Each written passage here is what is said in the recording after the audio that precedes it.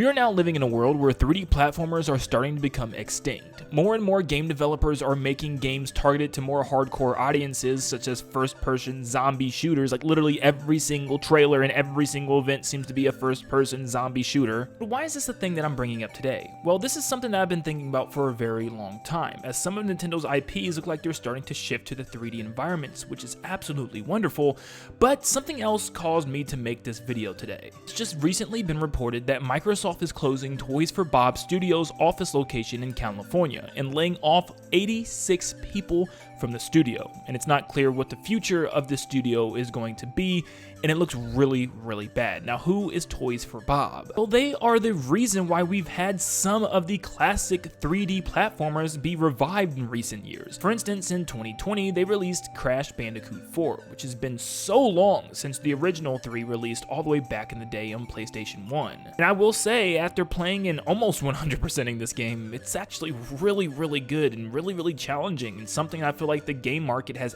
desperately been needing. They also, back in 2018, made the Spyro Reignited trilogy, which took the old 3 games and kind of remade them in brand new graphics and art style, and this was a huge commercial success, selling over 10 million units. So to hear this studio go down, it's already removing 2 iconic 3D platforming mascots. Another legend considered a mastercraft of 3D platforming was Banjo-Kazooie, and we really haven't gotten anything from Banjo-Kazooie, and if it wasn't for Super Smash Bros. Ultimate, this character probably would cease to exist anymore. Actually, just a couple of months ago, Phil Spencer, the big head honcho of Xbox, actually announced last December that he hears fan demand for a brand new Banjo-Kazooie game by literally just saying, "We hear you," which is pretty ironic because he also stated that "You've seen from our history that we haven't touched every franchise that people would love us to touch.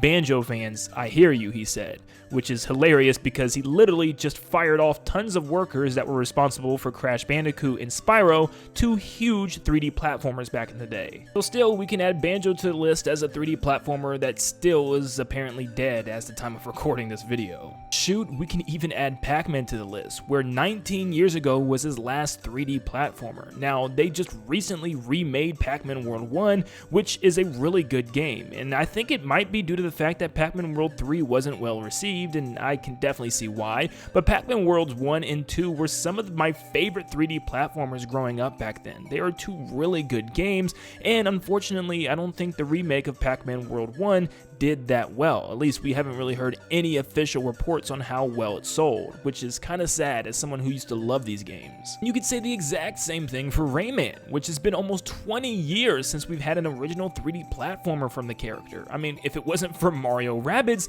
yeah, this character would also cease to exist pretty much. And that's what's really sad also, is it seems as if Nintendo is the one reviving these characters now.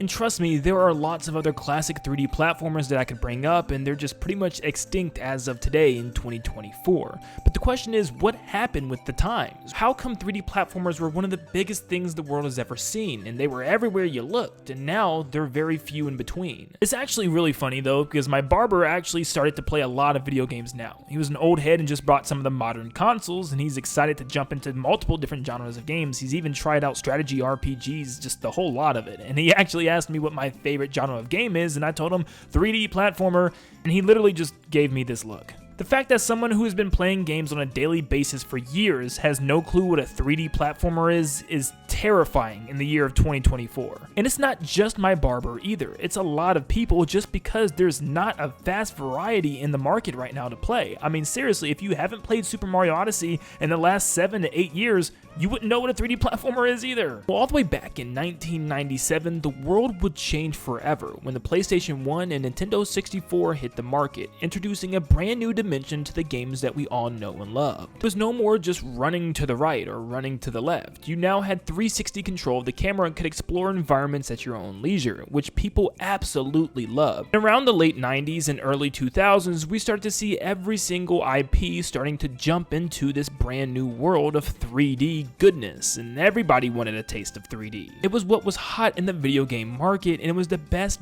big brand new thing that the world has never seen before, and it was absolutely selling like mad. It's impossible to say, maybe it just was the hit thing and it got stale after a while. After every single game developer was making a 3D platformer, there wasn't much variety in the market. And now it seems like nowadays, the opposite is happening. The market is filled with first and third person shooters now, and that's pretty much all we can expect. Of course, in the world there are trends, where it seems like we've been in that zombie shooter trend for a while, but there was also that huge battle royale trend towards the start of 2017 and 2018, and that's how Fortnite and Warzone and others blew up like Apex Legends. People love to try to be the last one surviving, it's what was popping off. Nowadays, I feel like it's all about making the most incredible looking, most beautiful environments, and the most hyper-realistic characters that you possibly can make in a video game, where the gameplay ultimately suffers because yeah, the game might look incredible, but it's just not that fun to play on paper. And I'm not putting down Starfield individually, but I know there's a lot of games like Starfield where people were very hype about it, and overall, once it released, a lot of people felt like it was underwhelming compared to what everyone thought it was going to be. And right now, with the current gen of consoles, with the PS5 and Xbox Series X, there aren't a lot of games to be desired, and especially coming from the Xbox standpoint, where there's really nothing exciting to buy an Xbox for.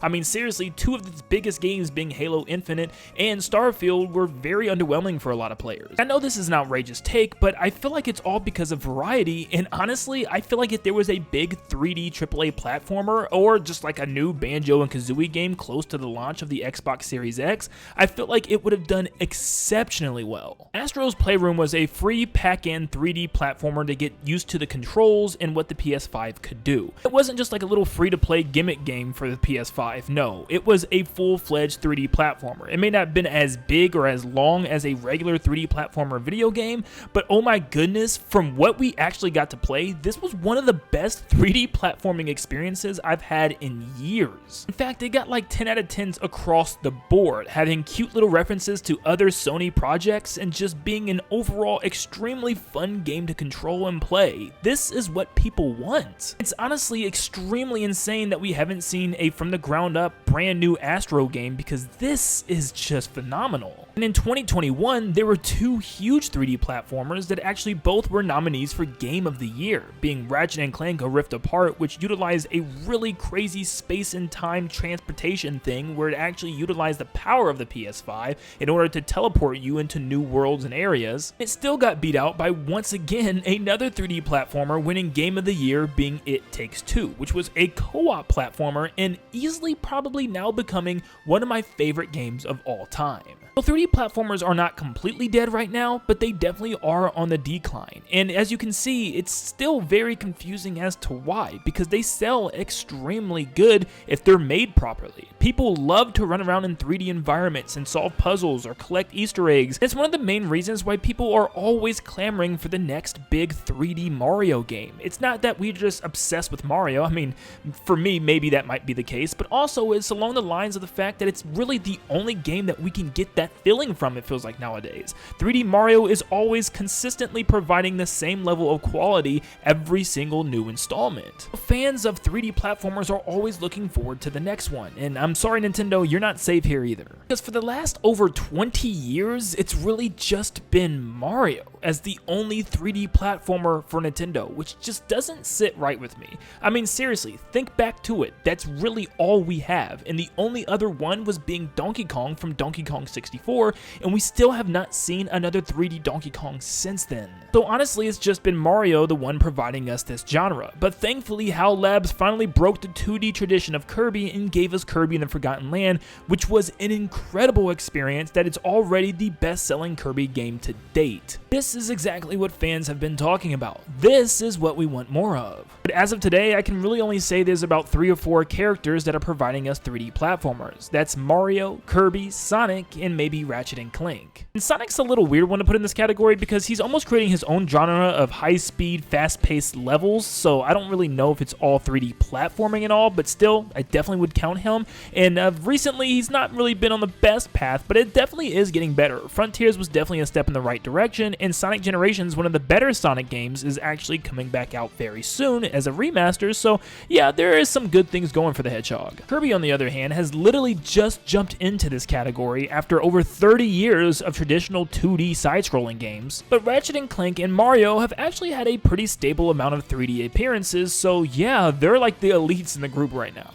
Even though things look kind of bleak right now for AAA game developers making big 3D platformers, it's still not necessarily a drought, because the indie scene is actually developing tons of them, and lots of them are coming this year. A Hat in Time came out in 2017, right before Super Mario Odyssey, so well, yeah, a lot of people love this game, but of course Mario Odyssey definitely overshadowed it when it dropped just a couple weeks later. Penny's Big Breakaway is coming out early 2024, and you can actually wishlist it on Steam right now. Spark the Electric Jester is another game that came out in 2017 and is a very Sonic-esque adventure style of game that you should definitely check out. Big Catch has a current Kickstarter right now that you can join, and also is a game that's very reminiscent of past 3D platformers as well, with a very retro-feeling art style. The one that's kind of been all over the internet recently that now has a Kickstarter demo that you can play is Rollin' Rascal, which is a really cool momentum-based 3D platformer that's inspired by none other than Sonic the Hedgehog. So no, this isn't an Indie World presentation, but still, it's just showing you that lots of developers and lots of fans are coming together to make these games happen, because this is what people want to play the most. It's time for AAA studios to start actually developing